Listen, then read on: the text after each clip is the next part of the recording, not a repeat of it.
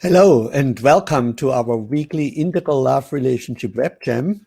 My name is Martin Utschig and I'm the author of Integral Relationships, a Manual for Men, and my new book, Sex, Purpose, Love, Couples in Integral Relationships Creating a Better World. And the purpose of our web jams that are weekly right now is to further the integral love relationship vision. And today I'm excited to be joined by my friend, psychologist, Dr. Susan Campbell. And she's still working on getting online, but we just talked on the phone, so hang with us. And if you join us live, we invite you to participate by writing your comments at the bottom right of your screen. And if you are single and looking for a partner, you may also share your integralsingles.com screen name or your Facebook profile name. We also encourage you to join our conversation live by clicking on the hand symbol at the top right of your screen. And of course, we're talking about communication today, so maybe we have somebody to join us. Once I accept your request, a small plugin will be downloaded and a test of your camera and microphone will run before you can come online. Hello, Susan. At least we can see her. And she's smiling, so she can hear me. So if you come online, this works best in Google Chrome. And please note that the web jam is recorded and you give your permission to be included in the replay. Have you turned on your microphone, Susan? Not yet. So we see you, but we don't hear you. There's a little microphone symbol up there. I'm glad. Now do you hear me? Now we hear you loud and clear. Very good. Success. Success. We love it. So Dr. Susan has worked as a professional speaker and dating and relationship coach for how many years? 50. Wow. She's the author of 7 books. Is this still current? 11 now. 11. Oh, I pulled off your old profile. So anyway, it includes your groundbreaking book, The Couple's Journey. I actually really like that, which introduced the idea into the mainstream of using intimate relationship as a spiritual practice. And your work has been featured in many popular magazines, and you have appeared on many TV talk shows, including CNN Newsnight, that's probably not even on any longer, Good Morning America, and People Are Talking. So I'm saving this. And your book that I had, the dating book that we want to, or the communication book we want to talk about, that burned in my fire, house fire, which was actually 8 months ago today.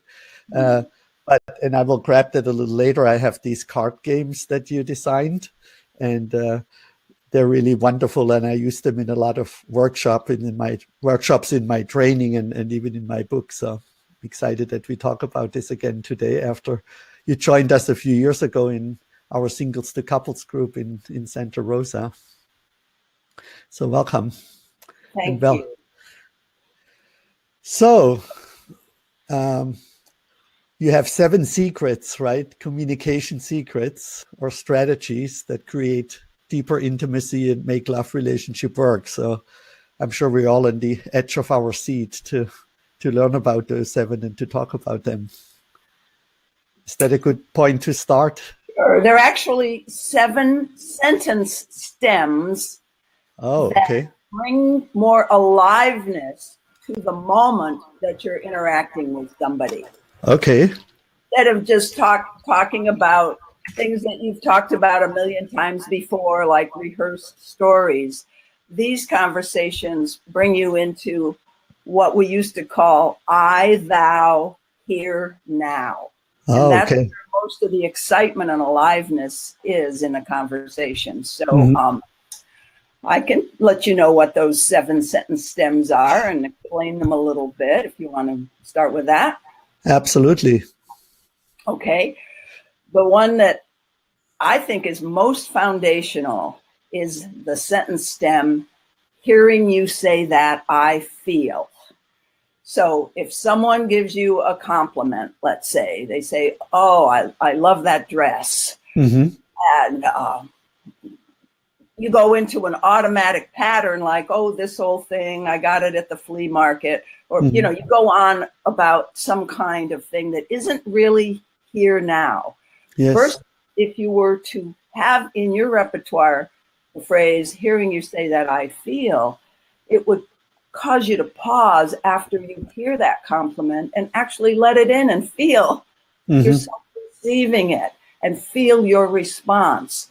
So the response could be, hearing you say that, I feel a little shy that you're looking at me. I thought this dress didn't cover up my belly very well. Or, you know, whatever. Or hearing you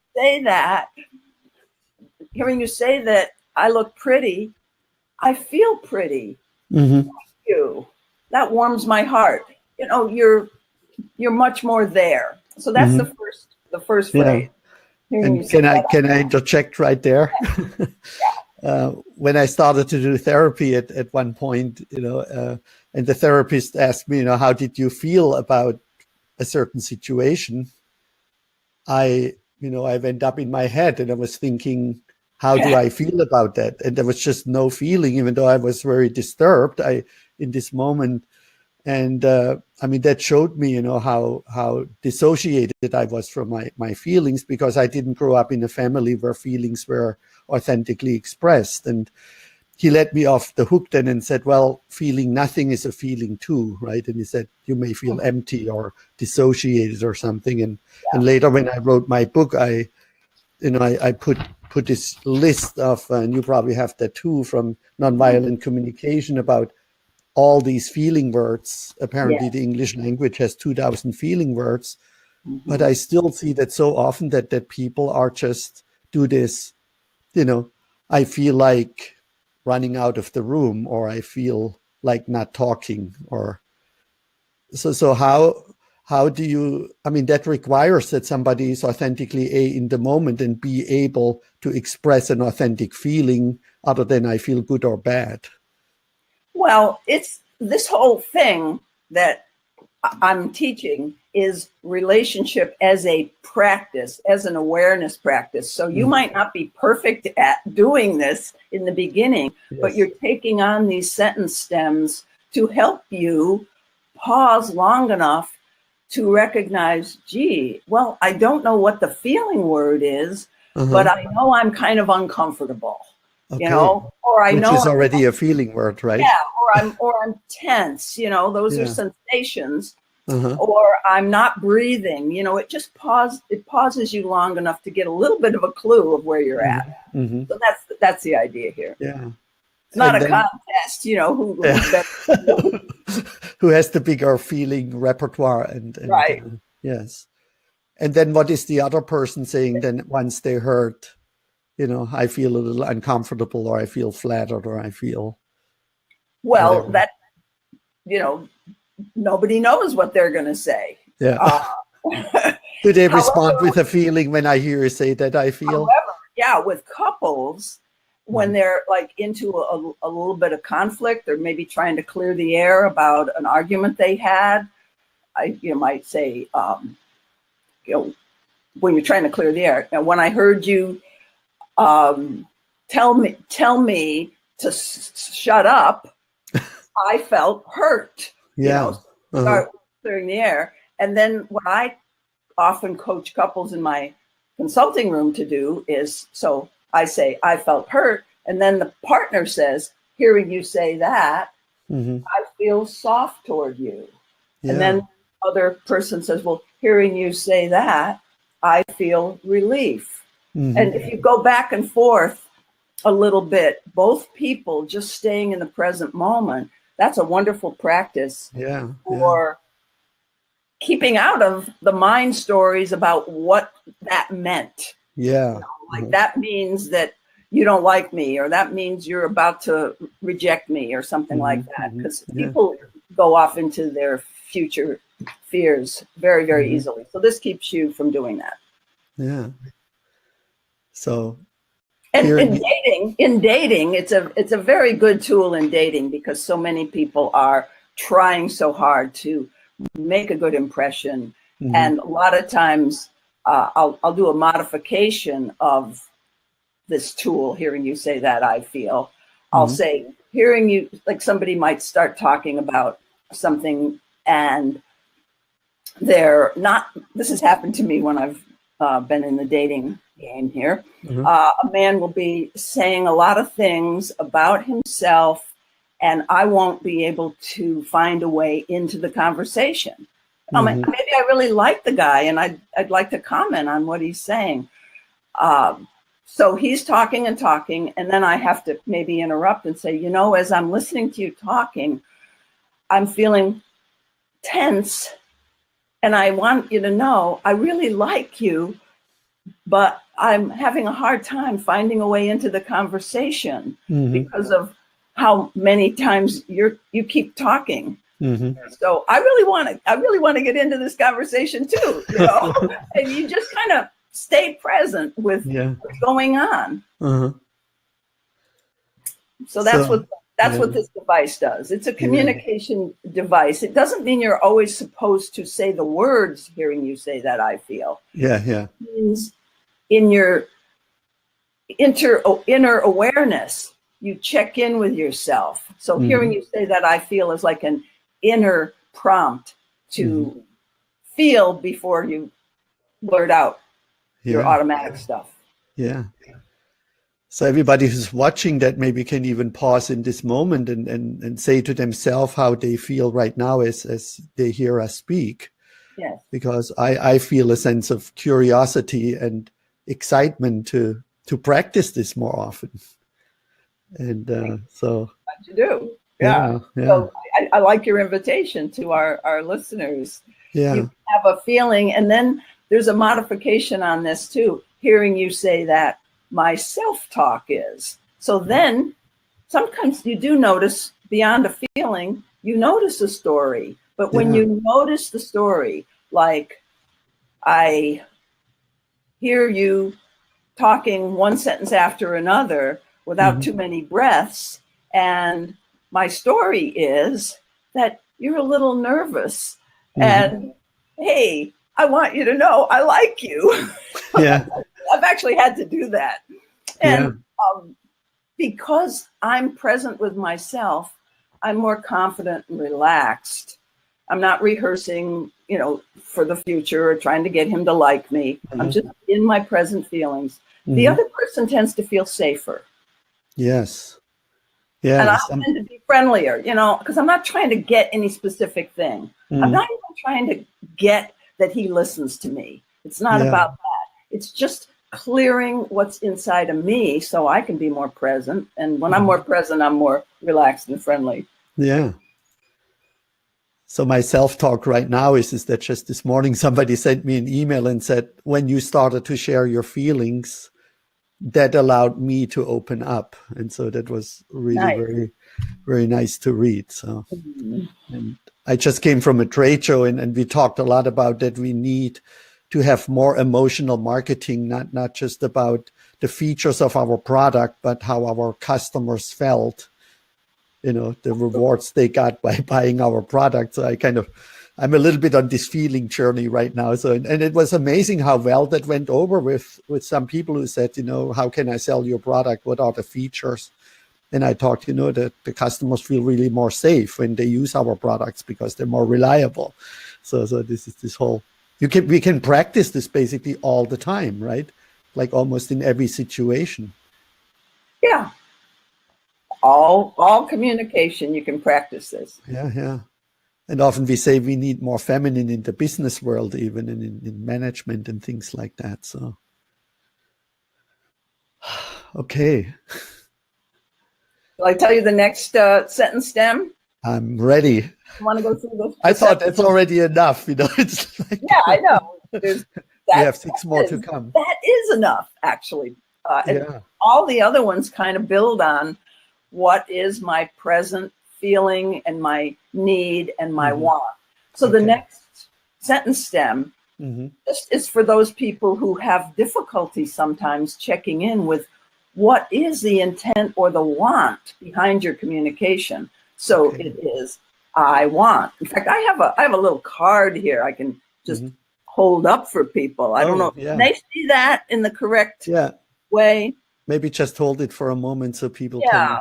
can take it in. Well, This is that's 7 great. So why don't I just go through them list form? Because we Yes. might not get to all of them here. Uh-huh.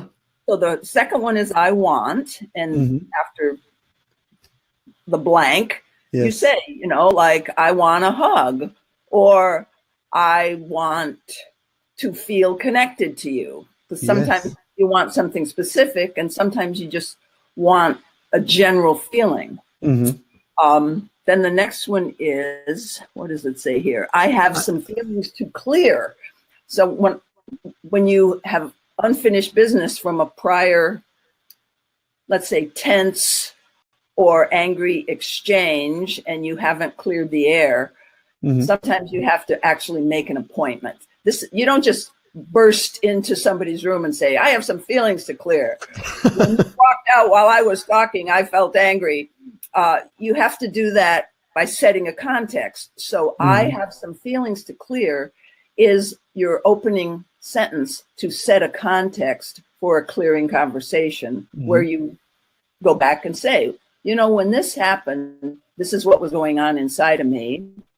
And sometimes when you have to clear something, you say, well, I was triggered and I yelled at you and called you stupid, but that's not what I really felt. I apologize for that. I'm really sorry I said that. If I had it to do over, I would have told you that I was triggered. It was my fear of being rejected coming up, and you didn't deserve that, so that's kind of what I'm doing here. I'm trying to get this to the right angle here. So that's a clearing the air is a really important thing to be able to do.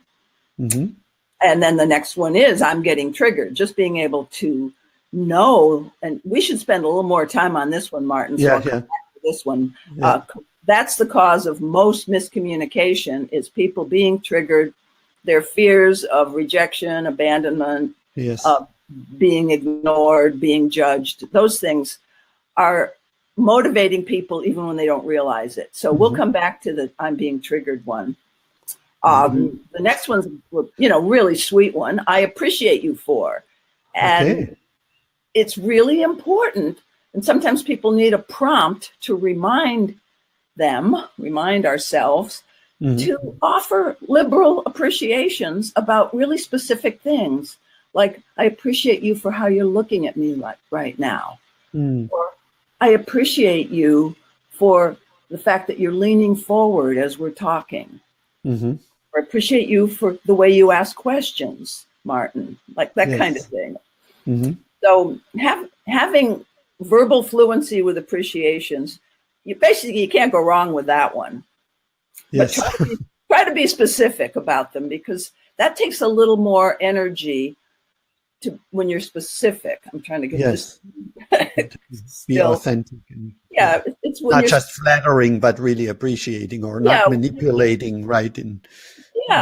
Well, something that actually did happen, because that takes a little more of work on your part. If you just say, I appreciate how sweet you are. Well, that's good. That's good. But what about, I appreciate you for bringing me those raspberries and for fluffing up my pillow and whatever specific things, because then you're more in the memory of having received that, and you're actually more all there when you deliver your appreciation. When you're talking about something you specifically remember, it's almost like you're reliving that moment, and the person can feel your sincerity more.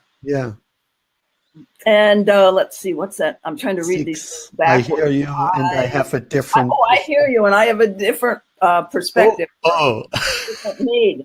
I already feel myself recoiling.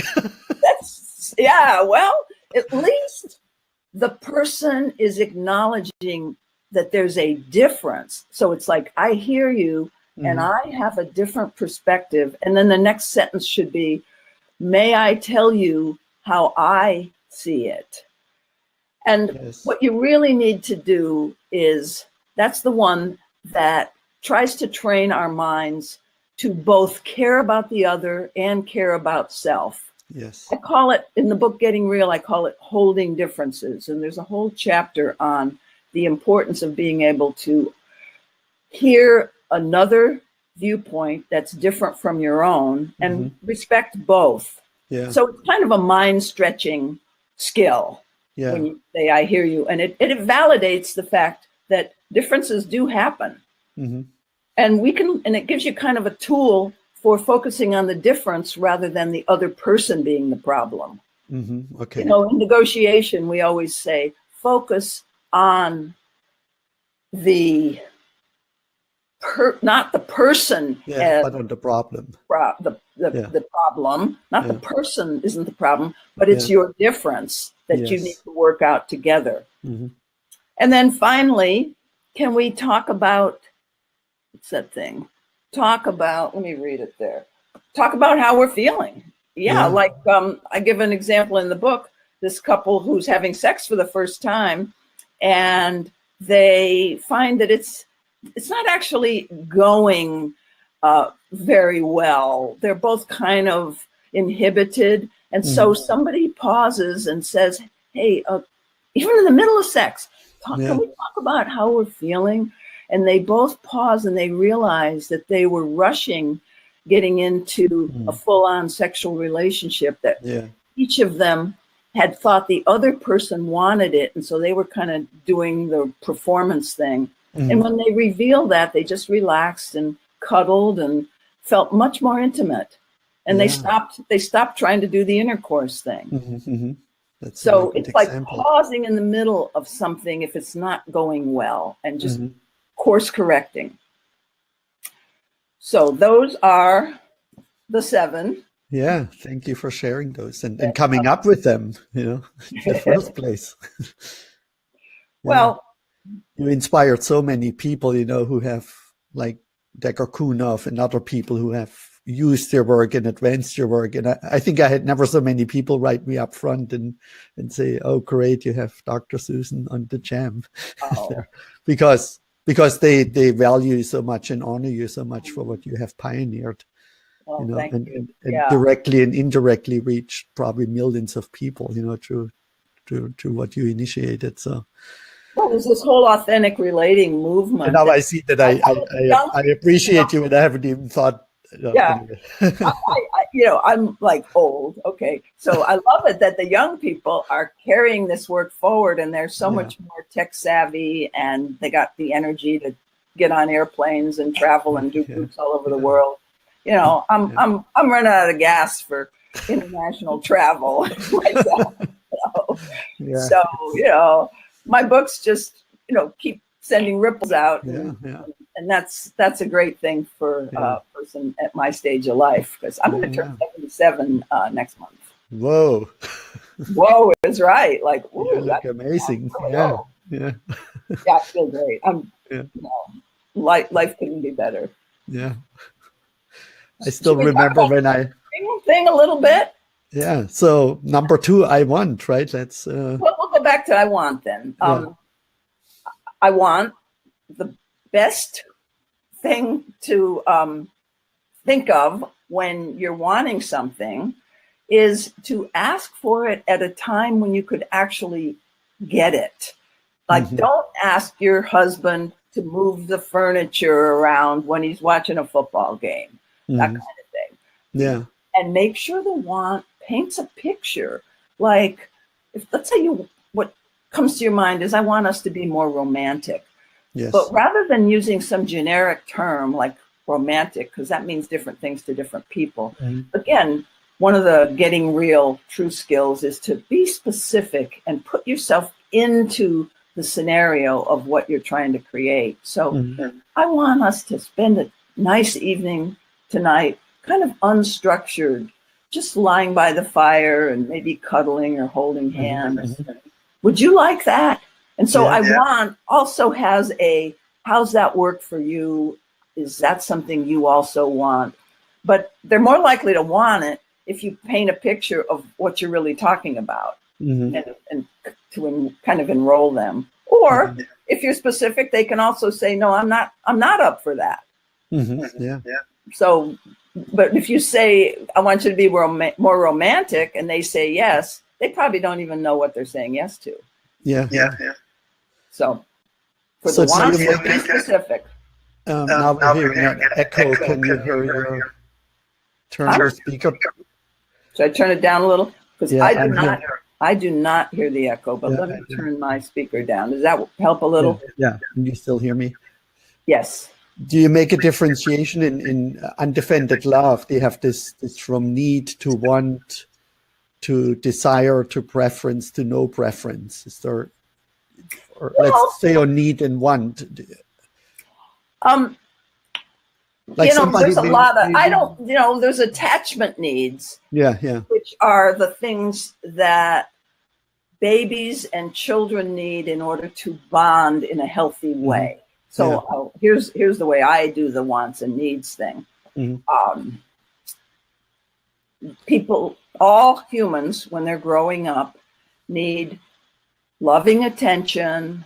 They need some kind of feedback from the environment. They need co-regulation, which means when you're hurt or sad or upset or scared, you can run to somebody and they'll put their arms around you. So that kind of thing. Those are the needs that children need in order to develop a trust relationship with the world. And in my book, 5-Minute Relationship Repair, which is mostly about couple intimacy, but a lot of it happens in dating and in family relationships too. But in that book, the big thing is how to co-regulate each other's nervous system and how to learn to self-regulate so that when those needs seem to be threatened, like the need to feel loved or the need to feel accepted, those early attachment wound type needs, when those rear their head in an adult relationship and feel like they're being unmet, and that's actually what causes triggering. So we'll get to the triggering phenomenon. I teach couples how to ask for co-regulation, and we would call that an attachment need. So ask for a hug. Ask for, or self-regulation would be like putting your hand on your heart if you're feeling hurt by something somebody said, pausing and giving yourself a little tender loving care. So I use needs that way. But I don't make a big deal out of the particular distinctions that you talked about. Certainly, preference, it's good to know the difference between a preference and a have to. And the more have tos you have in the world, the more things you have to have in order to feel okay, the less happy and secure you're going to feel. But the more you're able to get co-regulation from your relationships and self-regulate when the answer is no and you can't get what you want from somebody else, you're able to self-regulate, you're just going to feel safe in the world. And you'll operate mostly from preferences and not from have-tos. So I almost felt like a little split where it can then dissolve into a need, right? You say, well, I want to be romantic and, be specific, and the person doesn't respond positively, or a partner, then maybe, but I really need this now, right? So we slip down, or we can go, I can take a bath, right? And eat some strawberries, or, I guess that's what you're... it's good to be able to take no for an answer and give something to yourself. And it's also good to be able to ask. So I don't care if you use the word want or need. It's really the intent and the energy behind the word is what I like to focus on. Words and then you can also go back to step one then, right? And say, when you say, I don't have time right now for romance, and then share your feeling, right? And, because need, right, then can go into neediness. And so, I mean, that's a whole different path we would go down here, but this is just my self-talk right now about need and neediness and wants and desire. Well, neediness, I don't make anything wrong in my system. It's in a way I would call it's a very feminine system. It's holistic. It's like we include all parts, including the shadow parts of the being. So if I feel needy, then Yes. that generally means I'm not safe. I'm needing either co-regulation or self-regulation. And probably I'm triggered. Probably I'm in a fear state. If I'm feeling needy, the important thing is to use whatever I'm feeling to inquire more deeply so I can know what's really going on. And if that's a needy part that fears I'm not acceptable and I'm being rejected, I need to get to know that part.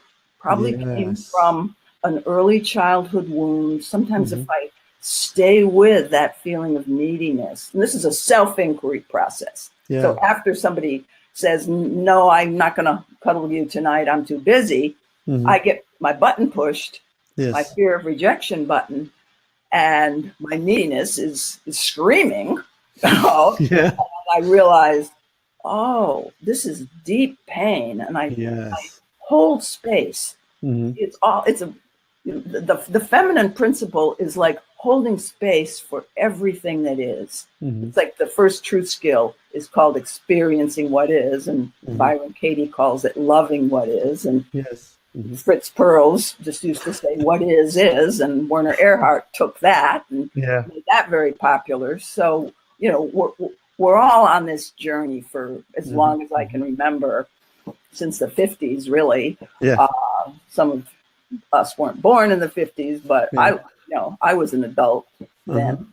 And we're just trying to embrace more and more of reality. So the painful reality that's inside of me, that's my own childhood wound of not having had enough love and having people say no to me too often when I had genuine needs to be held. Because when you're really little, they are needs. They are not just wants. And so if I can go back and let in some of the pain that I had to shut down when I was little, because it wasn't safe to scream and cry, because I was already being rejected for screaming and crying. So I shut down.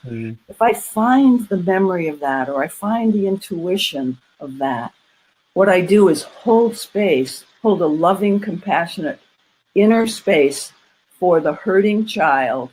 And that kind of dual awareness is very healing.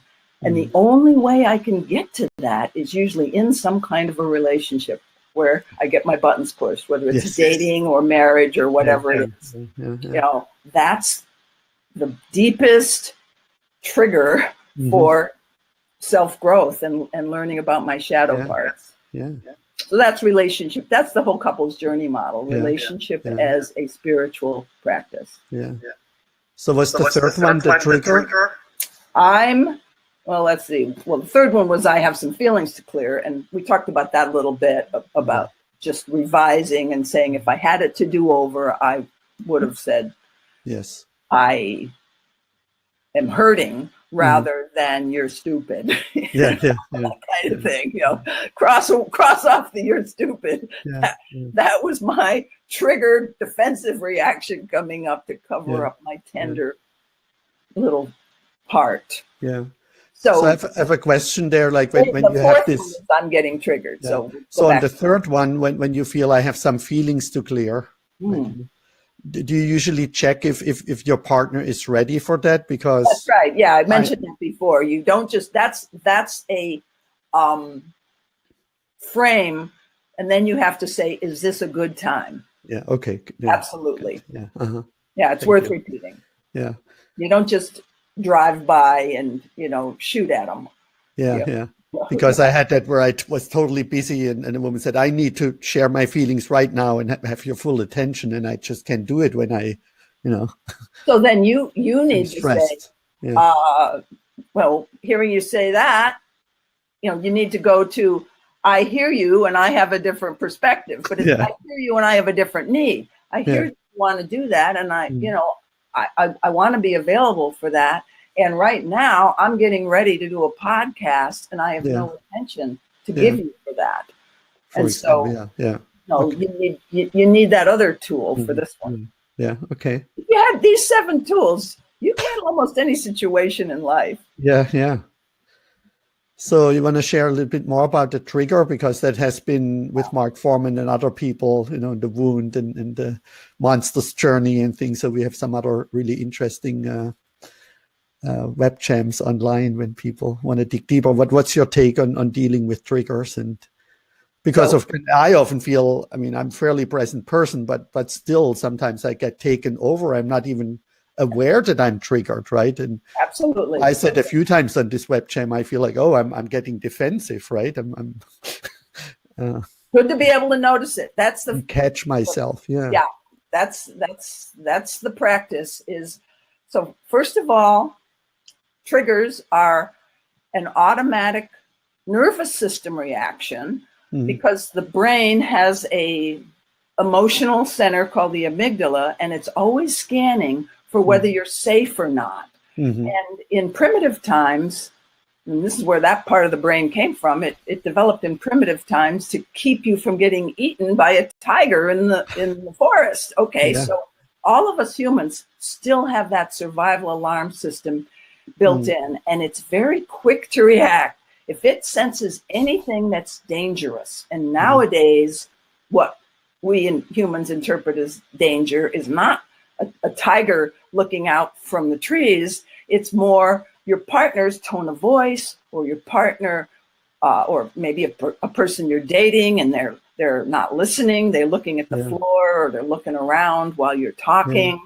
That can all of a sudden feel like a 4-alarm fire just went off in your head. And what happens then is you might shut down and you go to either freeze, which is kind of a shutdown of deer in the headlights. I don't know what to say. You just kind of numb, like dissociated, or you can go to anger or fight, like starting to judge the person or criticize them, or go, I'm out of here. Or you can go to flight. You just want to disappear and leave the room.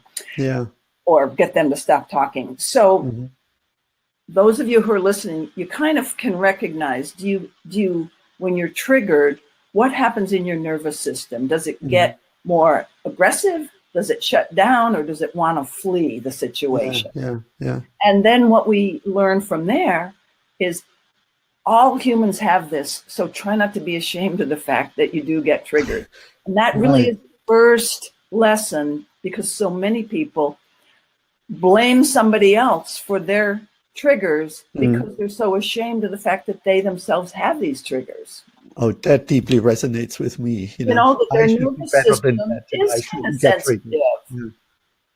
And let's just hug all of us who feel that way, who are a little ashamed, because we're all in this together. I think at this stage in human evolution, Martin, this is probably the biggest block to evolving beyond egocentric behaving and thinking.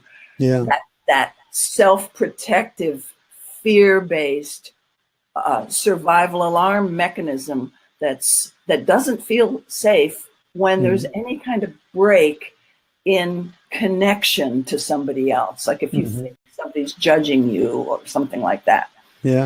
So accepting that this is part of the human condition, that's one. Knowing what's your early warning signs of what happens in your body and in your mind when you get triggered. So, I'll usually ask people. So you mentioned you notice yourself getting defensive. What other things do you notice when you get triggered? Anything else? Any early warning signs that tell you that you're triggered? For me? Well, I'm first of all, I feel a certain sadness right now, and I wanted to, because of all the times, when I got triggered and felt shame. And, so many women say, oh, I've been with angry men. And then I always say, I'm not angry. I mean, I really definitely hardly ever get angry, but I become more and more aware of my passive aggressiveness. I'm the one who then withdraws. And I think that comes from my shame of being triggered. But then it's not going outward as people are afraid of, but it goes this. Like I was just in Turkey, and there was a situation where we wanted to go out, and then another person wanted to join. I didn't really want her to join. And I saw myself going to my room and just telling them, I need healthy boundaries and I need to take care of me. And I'm not going with you. And then I realized it was my passive aggressive side, right? And instead of talking to them how I feel. And then I went, and it was like the most amazing evening. And I could almost shoot myself if I wouldn't have gone, right? But I think a lot of people think they're so enlightened, and like I maybe think I'm so enlightened, and then I have this passive aggressive shadow. So I just wanted to share that. So that would be if you find yourself like your reaction is your deep reaction is kind of you're hurt by something or you're scared by something. Exactly. Those are the deeper core feelings. But on the surface, you might judge the other person. You might say, they're not the kind of person that I want to spend time with, or they're too insensitive, or So if you find yourself judging the other person, or doing a maneuver that, let's say we call it passive aggressive, doing a maneuver that takes some kind of action, like I'm not going to go with you. I'm not going to go to this event with you. Yeah.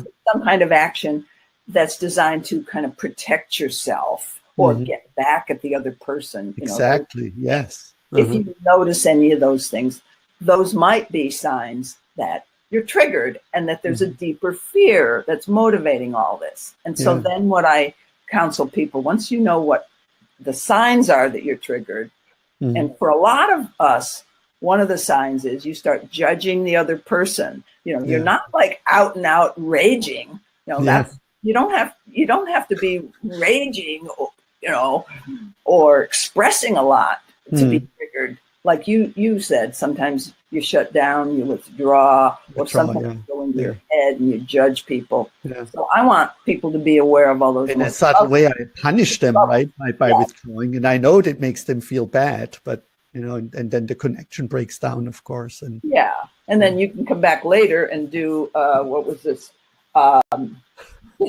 Number 3. I have some feelings to clear, and what that means is you go back and redo. That's like a redo. When I shut down and withdrew and said no. If I had it, and I want to confess, I was triggered. If I had it to go over, I would have told you I was hurt. And blah blah blah. That's actually what I intuitively did. I then went down. I was in a hotel, and I talked to the people and said what was going on for me, and then that kind of cleared the air, and we had a great evening. So beautiful. I intuitively did it right. So wonderful. That's what if everyone could do that, there could be peace on earth, because we wouldn't be carrying so much anger around and so much fear of each other. But of course, in order to do this thing that I call honest relating, in order to do it, you need to do it skillfully. And so that's what we're talking about here, is the skills to do honesty in a safe, respectful way. Okay. So, you learn, going back to triggers now. So you accept that everyone gets triggered. You learn the early warning signs that you are triggered. Then you learn to pause and self-regulate when you do get triggered.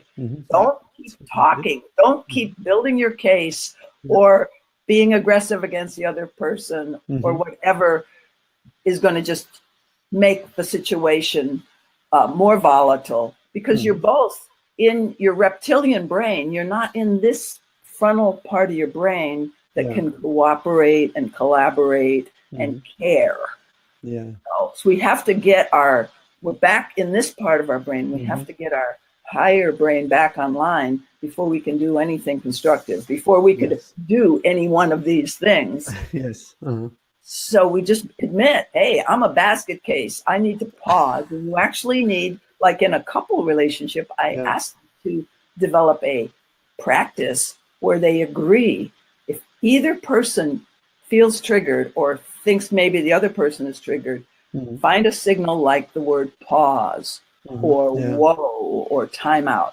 Find a signal that means both people will stop talking, because it's not good to keep throwing fuel to the fire. It's kind of the holding till relaxed strategy, for example, or something like that. I don't know what you just said. Oh, David Schnark has the suggestion of holding till relaxed. So instead of talking, just holding each other, if the couple can do that. That's when you're co-regulating each other. Yes, you mentioned after you're triggered.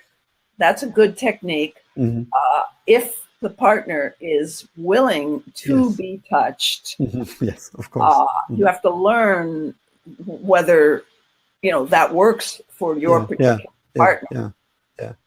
So let's say you're on a date though, and you don't know, but you see that the woman, in your case, the woman gets triggered, and she's starting to withdraw from you. You might say, "Oh, honey, I see you withdrawing, and I'm thinking maybe I said something that hurt you. Would you like a hug?" You can say it. It's not like she might say no, but you've opened your heart and made it safe again when you see the person might be feeling unsafe. So that's the whole territory of what you do after you pause. So you pause, you calm yourself down, and that's really, I'm calling that self-regulation. The hugging and the holding the other person is more co-regulation. But both of those words, they're technical psychology words that mean you're helping to calm your own nervous system and get yourself feeling safe again. Yes. And you have to feel safe before your higher brain can function and you can collaborate. So all these politicians who try to inflame one another while they're negotiating for world peace, I think they need our help, Martin. Because if the other person doesn't feel safe, they're going to be trying to make you feel unsafe, and you're just, making more and more fear in the world. And so the same with relationships. So that's why relationships are so important, because all the same principles of healing and inner peace leading to outer peace, all of those same principles go for international relationships too. I totally agree, of course. So we get to number 5. Pause, calm, hold some space for yourself, like I was saying before. Nurture that inner child if you can get in touch with that, or else just kind of hug yourself in general. And then finally, after a trigger, I invite people to do some kind of repair after they've really calmed down, like you did. You went back and talked to these people and cleared the air. That's what repair really means. And so I go into that a little more, but just wanted to get the bare elements of what a trigger, what trigger therapy, trigger self-therapy. You can do it yourself, but sometimes you might need a coach to guide you the first few times. Okay, I feel I want to rush you, and it's not a really feeling, but rush you a little bit to 5, 6, and 7, because I also have 2, 3 more questions. So what's number 5 on your card? Well, I appreciate. And I would like to talk for 2 more hours. That I think. I really think I dealt with that. I talked about being specific and that sort of thing. I guess I'll just say one thing about general harmony in a relationship. If you're appreciating each other a lot, it's going to help everyone feel safer and more loved, and they're going to be in their forebrain, and more often they're going to be walking around coming from this safe place rather than from this danger place back here, the brainstem. Yes. And the next one is, I hear you and I have a different perspective. That is a sentence stem that you use when somebody disagrees with you or wants something. It's not always perspective. It's I hear that you want me to fix the fence today, and I had other things on my agenda today. So you're just acknowledging both people's needs are valid, and now we need to consider, okay, how do we deal with the fact that there's a difference here? Yeah. So that is, of course, a big deal. So like for integral people, because, this where we have stages of consciousness or worldview, and some people don't like that we stack them vertically. We can also look like ripples on a lake, right? And so sometimes people just cannot see our perspective even. And so there is disagreement just because of lack, we're over their head or we're further out in the ripples. Yeah. So what's your experience around that and how to deal with that? Well, certainly if I'm at a lower stage and somebody speaks in a way that is coming from a higher stage, I won't be able to hear them. Yeah. I won't. I can pretend, but I won't. So that's just the way it is. Yeah. If you're in a higher stage, you really ought to be able to empathize with any perspective. But you have to have evolved enough in yourself so that you're not afraid of those other parts, those other stages. Because sometimes when you've like just gotten out of the green meme, into what's the next, a turquoise? The teal, yeah. Teal, yeah. Once you've gotten to that, you're still so close to the green, and you're so easily seduced back into it that you're threatened by those people, and so you criticize them. So you're not fully integrated enough. Guilty, yeah. You're not integrated enough to be really spacious, to hold space for all of those other levels. And I think one of the best practices for getting you to be the most spacious is to do the trigger work that I was mentioning, because all the levels of consciousness are down there in your shadow somewhere. The resentful, wanting revenge, all of that stuff is somewhere down there. Yes. That doesn't mean you have to give it any energy, but you have to give it love and attention and empathy, and allow that shadow part of yourself to be integrated into the whole of you. Yes. And that's what I call it trigger mastery work, really. That's what mastering your triggers means. It doesn't mean you're never going to have them, but it means you know how to work with them and just know. It's basically a trigger reaction is a pain in the ego. Yeah. And you just have to accept that there's parts of you, and if you can integrate them, then I think you can talk to the lower levels with an open mind. Yeah. I think there might be more to your question about levels, but I want to... No, this made me feel very accepted, because often we get then rejected. So like we integral people, when we start to talk about levels, and I didn't even know that you're so familiar with it. So that's wonderful. I've always been a developmental person. My first book talked about kind of like what Wilbur did. Looked at all the different developmental theories, Kohlberg and Piaget, and back those days there weren't a lot of developmental theories when I was doing this work. And wonderful. Wilbur started it, but I'm very, very sympathetic to development. In my trainings and workshops now, I have hats with different colors that represent the stages, and we practice to speak from each of these levels at the same or at different levels. And it's just amazing what comes up for people where they feel the energies, right? Where they may have deficiencies, right? In having good boundaries, or being rational, or being reasonable. Yeah. But also, in a way, these sentence stems are kind of training you to be at a higher stage. Yeah. So they're giving you a frame, and they're saying, hey, try it. Maybe it'll work, and maybe it'll lift you to a stage that is more integral. Yeah. Okay, so we come to number 6, just as a revisit. I know you already spoke to all of them. So I hear you, and I have a different perspective. Okay, we already covered that. Okay, and the last 7. One is, can we talk about how we're feeling? And I gave that instance of the couple having sex for the first time and stopping in the middle because somebody said, hey, could we push pause here? So anytime, let's say you're bored with what somebody's saying, that's a common situation. And you might say, hey, could we push pause here? I'm thinking, you don't always have to say feeling. Yeah.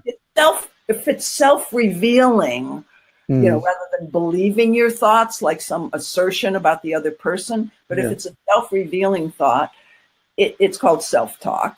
Hmm. I introduce that term, and it's Yeah. safe. So, I'm thinking, how did we get talking about Trump again? Hmm. Yeah. uh, it seemed to me that at first we were talking about the compassion for all beings, and Hmm. somehow then we got onto Trump. Yeah. So I wanted to come back to the first topic. Is that okay with you? Yeah. You just sort of, it's like a timeout to course correct to see if we both want to be doing what we're doing. Hmm. So I think 2 weeks ago I talked with Bert Parley, and he said something that immediately made me think of you and how I experienced you over the years. And we talked about polarities, and one of them he said was being direct versus being diplomatic, right? And I mean That's I've interesting. seen Yeah. you, and some people have sort of like this radical honesty, that some people think you teach or you teach, and being authentic sometimes can be seen as undiplomatic, maybe, or Well, first so. of all, a lot of it goes back to the intent behind your communication. Hmm. Uh, First of all, direct seems to be polarized to me with indirect, direct or indirect, Hmm. not diplomatic. Direct can be diplomatic. To me, diplomatic means caring about the impact that you're having on somebody. Hmm. Is that what you Yes, mean by diplomatic? I guess that's, yeah, You because got that to we also got to leads a define little our bit terms here, but to me, yeah, yeah, that's what diplomatic means. It means that yeah, that I don't want to offend you, kind of thing, yes, yes, as I speak. yeah, And if my intent in not wanting to offend you is to avoid dealing with a difference that's really here, hmm, like I don't want to. I don't. Let's say I'm dating and I know that I don't want to have kids, and my partner wants to have kids. hmm, I mean, my dating partner. yeah, We're yeah, not married or anything. yeah, yeah, Uh, I might be like diplomatic, and maybe diplomatic's the wrong word here, but yeah, yeah, kind of try to blur our differences there and hmm, say, well, maybe, or that kind of thing. Um, but if I'm being dishonest, if it's hiding the truth, then that's not going to serve anybody. I think you yeah, need yeah, yeah, some of these other yeah, truths. yeah, yeah. So really, it's kind of a funny distinction. Really, I don't Hmm.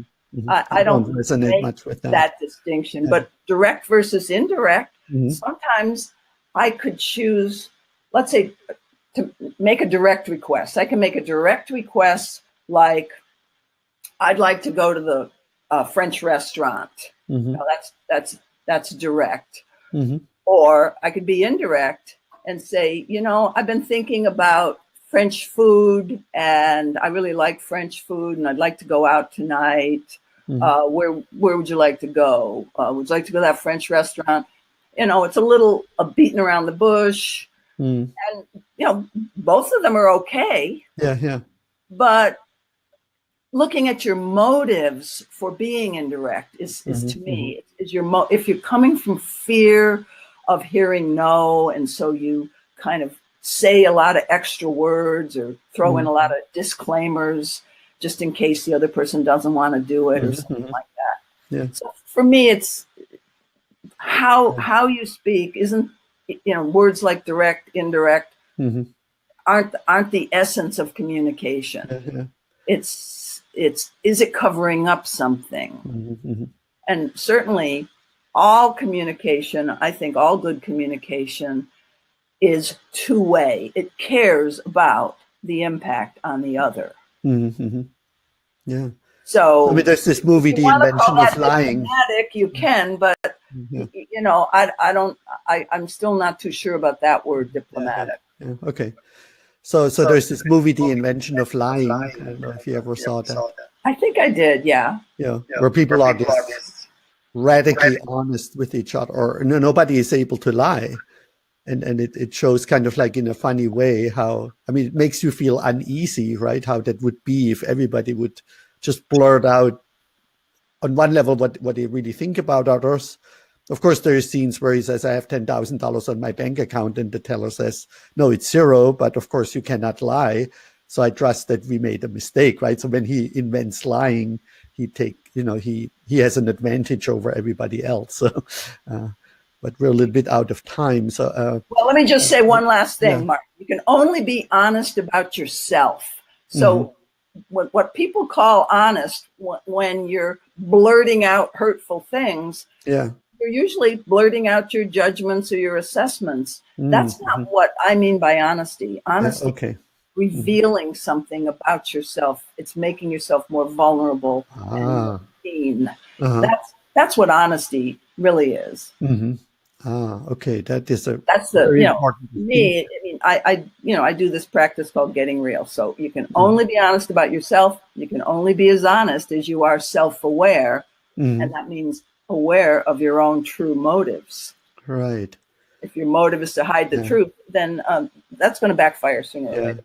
And then being real or being honest is then not used potentially as a weapon and to control people, right? Because that Campbell says that too. We, in the name of being honest and real, people can justify that potentially to really hurt other people and control them, or. Well, I make a big distinction. I mean, it's the biggest deal of all is the distinction between communicating to relate, which is two-way, to know and be known. Yes. Communicating to relate versus communicating to control, which is to manipulate, to ask for things without really asking for them, get people to do what you want without taking the risk of hearing no. That's a bigger conversation. Relating to control, very important.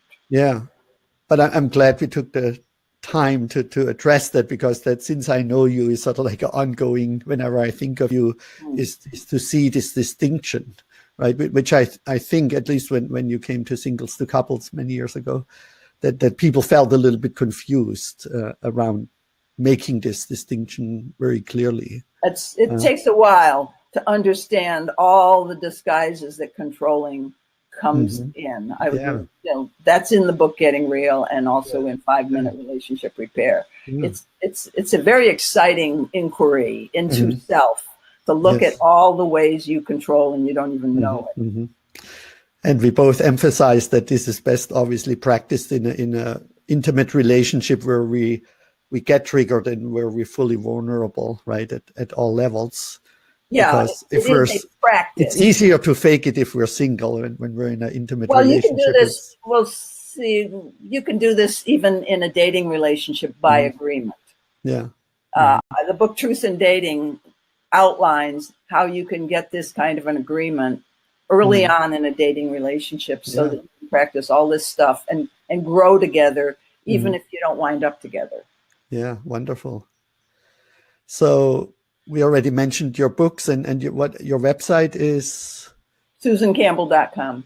Very simple, SusanCampbell.com. And I'm teaching a workshop August 4th and 5th here at my house in Sebastopol, California. All right. And then you do also still coaching and work with people online, worldwide, basically? Worldwide. With couples and singles?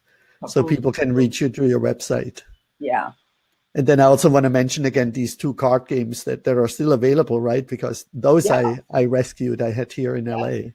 I found them really exciting. Even in my family, we used them at Christmas, and I used them on dates and in workshops. These questions, it's a wonderful game with different levels of depths of questions. That's right. And so check out that game. That's really wonderful. Yeah, I've taken the game cards to a first date even, and it really keeps things lively. Yeah.